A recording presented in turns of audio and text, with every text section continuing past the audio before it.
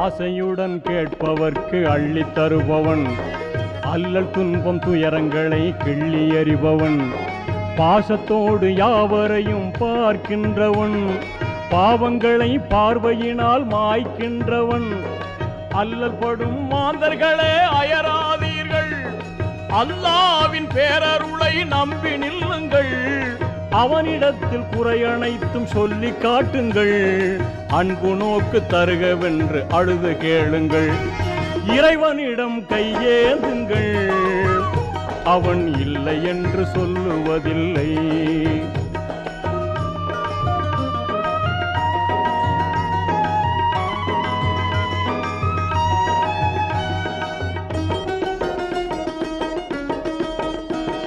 தேடும் நேயர் நெஞ்சங்களில் குடியிருப்பவன், தேடாத மனிதருக்கும் உணவளிப்பவன்.